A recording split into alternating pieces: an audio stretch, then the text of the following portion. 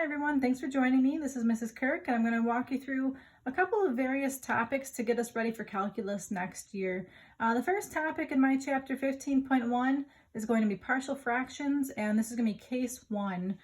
So for the lesson today, I just ask that you have a sheet of paper here, and I'm going to ask that you have your graphing calculator handy, so just get those couple of supplies.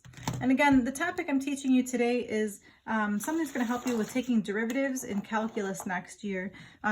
Your calculus teacher asked me to review this topic to make next year a little bit smoother for you. So first of all, chapter 15 I wrote here is miscellaneous topics, and 15.1 we've got partial fractions. Case 1. And you've never even probably heard of partial fractions before, so this is a mini lesson on partial fractions. So case 1 is all about non-repeating linear factors. So let me just show an example of what we're going to be doing, and we'll just try to walk through it. All right, so like any other video, at any point, if you feel like I'm moving too quickly, feel free to use that pause feature. So the first question is going to be the fraction 11x minus 29 over x squared minus 5x plus 6. And the goal here is to write as a set of partial fractions, or find the partial fractions. So for the directions here, the directions are to find the partial fractions. Now, we have done a little bit with derivatives this year and how to do derivatives with the shortcut method, but all the derivatives that I've been giving you were polynomials. This is a rational expression. This is a fraction, and taking the derivative of fractions is very complex. The first thing you need to be able to do is to break this fraction down into two smaller parts. So our goal is to break this big fraction into partial fractions. So I'm going to go ahead and write down, I'm going to use two different colors today for my notes, and I'm going to annotate my notes step by step. So the first thing I want you to do is, I'll go ahead and write the steps down on the side here. Step 1 would be to factor your denominator.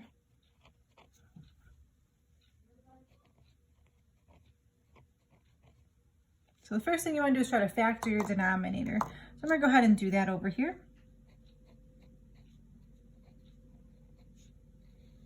The denominator factors nicely into x minus 2 and x minus 3.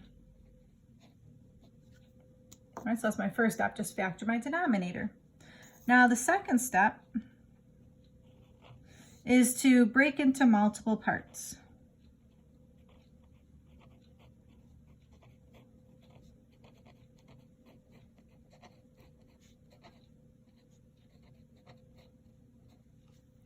Okay, so what does that mean? So I'm going to take this fraction, I'm going to rewrite it 11x minus 29 over the factors of x minus 2 times x minus 3. And I'm going to break that into two separate fractions. Well, the first fraction is going to be a over x minus 2. I got the x minus 2 because that's one of the factors. And the numerator will always be a. Plus b over x minus 3. So again, I broke this up into an a plus b numerator, and I took my denominators and just put one in each fraction. So that's what I mean by break up into multiple parts. Step 3 is to multiply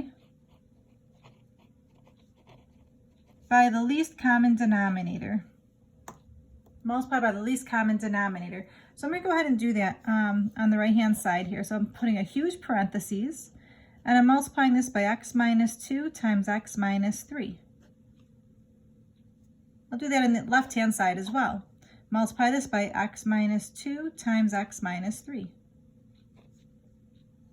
Well, on the left hand side, the x minus 2, x minus 3 cancels nicely with the denominator.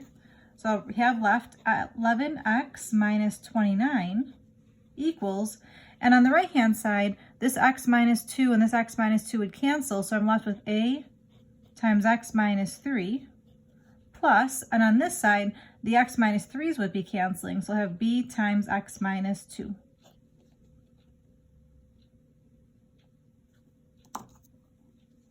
Step 4 would be to distribute. So I'm left with 11x minus 29 is equal to ax minus 3a plus bx minus 2b. All I did was I distributed the a and I distributed the b. There's a lot of steps here. Step 5, you're going to factor the right side. Now put in parentheses, we're going to do some grouping. So how is that going to look? So the left-hand side stays the way it is. And on the right-hand side, I'm going to notice that I've got a term with an x here and a term with an x here. So I'm going to factor out the x, and in parentheses, I have a plus b left over. So I took out an x here and I took out an x here, so I have a plus b. And then the two terms remaining don't have x's at all, so I'm just going to write down plus 1, and there's whatever's left over right next to it, negative 3a minus 2b. Now, it's kind of tough to see this, but really what I have here, I've got this 11x is in the same position as this term, a plus b x. So what do you think a plus b should equal? If 11x is the same thing as a plus bx, what do you think a plus b is the same as? Well, see, they both have an x here. So essentially, I'm taking that parentheses, and a plus b is the same thing as 11. So what I'm going to call this is, for my step 6, I'm going to write my equations.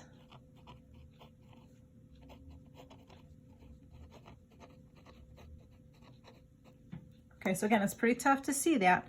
So I'm just matching here. 11x matches this piece here with the x. So I'm going to write down, therefore, a plus b is equal to 11. And then over here, this is my constant. I've got negative 29, and here's my constant of 1. So the constants have to match as well. So I'm going to say negative 3a minus 2b is equal to negative 29. Okay, this is, again, not an easy topic at all. Partial fractions is pretty complex. Now here, my goal is to figure out what a and b are. So you can notice here that I've got a system of equations. So right here, this is called a system of equations. And you can solve this by using elimination, substitution, or the way I'm going to show you today is by using your graphing calculator. I'm going to use matrices. So to go back to our matrix unit, that was all the way back in chapter 3, so it's a long time ago. I'm going to write these as a matrix. So I'm going to take my coefficients. So I've got 1, 1, and 11. The bottom one is negative 3, negative 2, negative 29. Draw my arrow. I'm going to use RREF for reduced row echelon form. All right, so now I need my calculators. Let's see, to get the matrix screen, I'm going to do second matrix, which is this option here, x to the negative 1 power. So second matrix, I'm going to edit my matrix. That's going to be all the way to the right-hand side, push enter. Let's see, I've got something typed in here already, but I need to change it. So I do need a 2 by 3 matrix, so I'll do 2 by 3, push enter. And every time you put the number in, just push enter. So I'll do 1, enter, 1, enter, 11, enter. Negative 3, enter, negative 2, enter, negative 29, enter. And by pushing enter, it just automatically goes to the next spot in my matrix. I'm going to double check that my numbers match. They look good. So I'm going to go back to my home screen by doing second mode.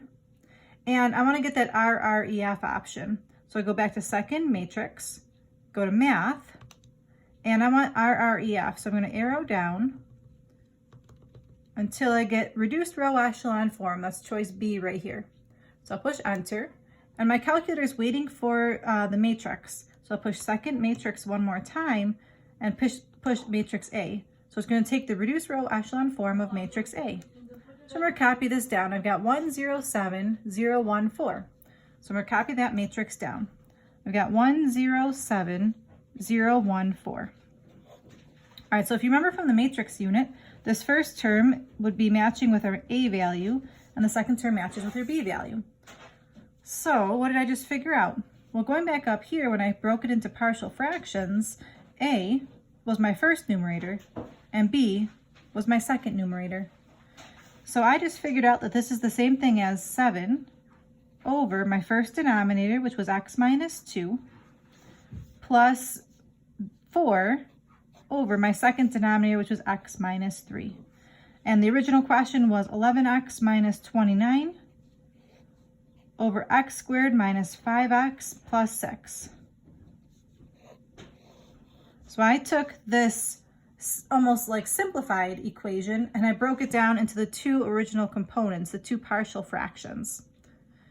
Now, again, you're probably asking yourself, why would anybody in their right mind want to go backwards? Because all of our practice in math has gone from this boxed in answer to my simplified answer.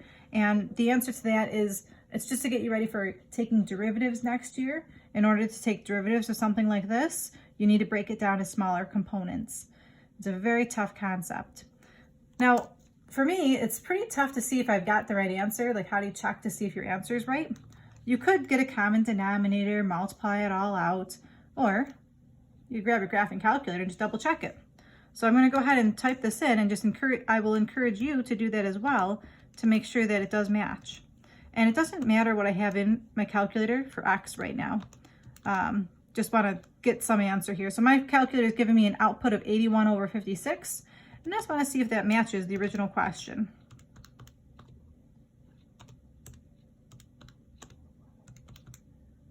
Uh-oh. Doesn't match, and I just noticed it's because I put a 1x on top instead of 11x. Whew. All right, so that's going to insert, make that 11. Okay, 81 over 56 matches, so I know that I did solve this properly. So as you're doing your homework or as you're doing your quiz, you can see if it's correct by just typing in your calculator to do a quick check. Now that's one example. I want to go over another one with you. I think it'll be a good idea to go over one more with you just to make sure you see one that's a little bit more complicated. This question here is going to have just a little bit more to it.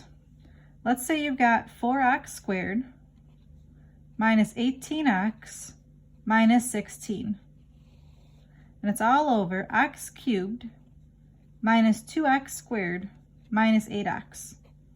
By the way, this only works if the degree on top is 1 less than the degree on bottom. All right, so I'm going to follow my steps without writing all the steps down. I'm going to factor my denominator. Let's see, I could factor out the x, and I'm left with x squared minus 2x minus 8. And then I'm going to factor that some more into x times x minus 4, x plus 2. Okay. So I'm going to take this fraction, the original problem, I'm going to rewrite it, put it over that new denominator, x times x minus 4 times x plus 2.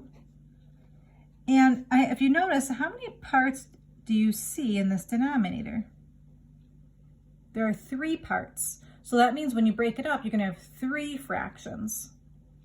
The first fraction is going to still be a, it's always a, over my first factor. In this case, it's an x. The next fraction is always going to be b over my next factor, x minus 4. And the last fraction is c over the last factor, x plus 2. You could imagine if there were 4 factors, I just have a plus d, or a plus e, or a plus f, and so on. This is as complex as I'm going to get with you. Okay, so I broke it into A, B, and C. I took the factors, the first factor, the second factor, and the third factor, and I put 1 in each denominator. Now I'm going to multiply by the LCD.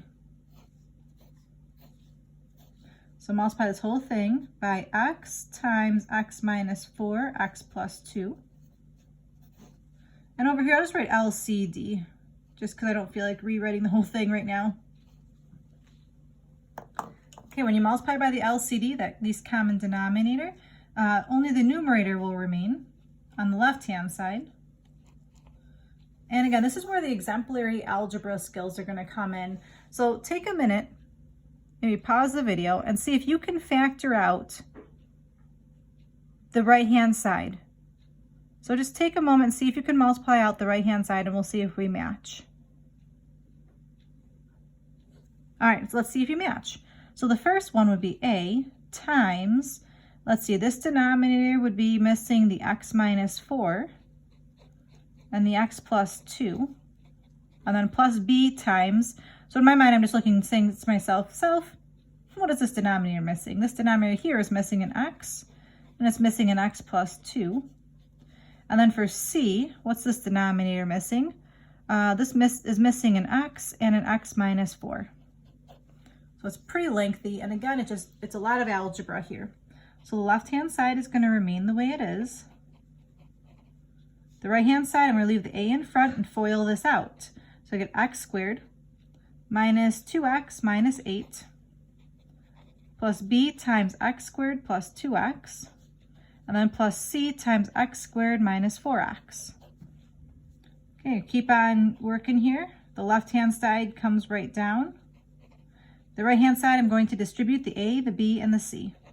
So I get ax squared minus 2ax minus 8a plus bx squared plus 2bx plus cx squared minus 4cx. I don't know, I kind of find this a little bit relaxing because it's just algebra, distributing, FOILing, things I'm confident with. Left-hand side comes down. The right-hand side, I'm looking for some factors here. So I've got an x squared term here, an x squared term here, an x squared term here. So I'm going to factor out x squared. And I'm left with a plus b plus c. Then I look for all the terms that have x in it. So here's a term with x in it.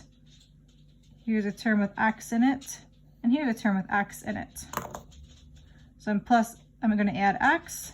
And in parentheses, I'll have a negative 2a plus 2b minus 4c.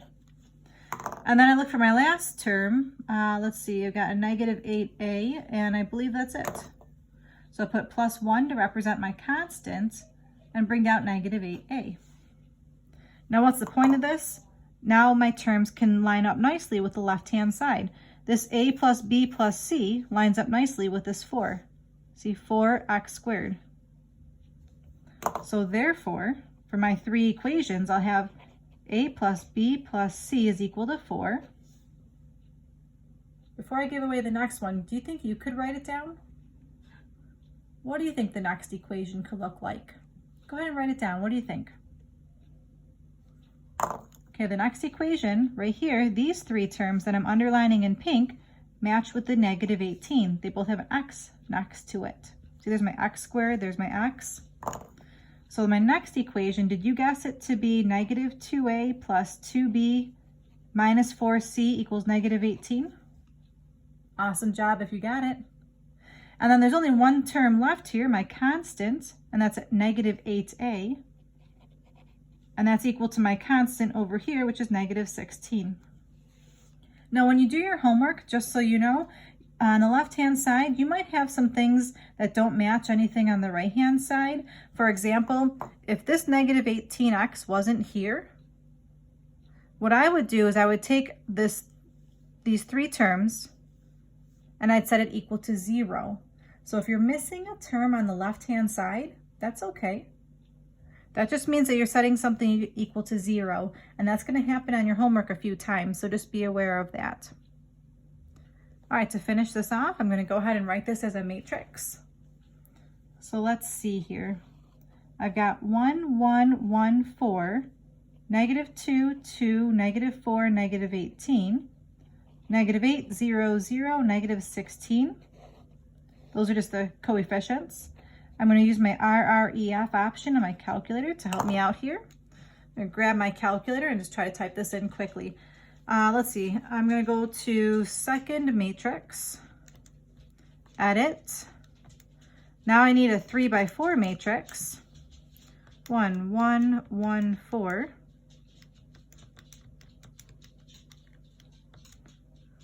Okay, so grab your calculators. I hope you're typing along. Just watching me do it is not going to make you better. You got to practice the keystrokes yourselves.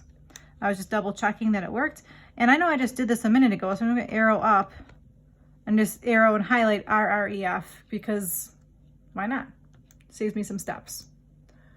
All right, so I got my output to be 2, negative 1, and 3. I'm going to copy that down. So I've got 1, 0, 0, and then a 2. I got 0, 1, 0, negative 1, 0, 0, 1, 3. And again, this matches my A, my B, and my C. So what did I just figure out? Again, my fractions were up here, my A, B, and C. So those are my 3 partial fractions, but instead of A, B, and C, I'm going to use my output numbers. So my final answer here is going to be 2 over x plus a negative 1 over x minus 4. If you want to just write a minus in the middle, that would be fine. I just like plus negative for this.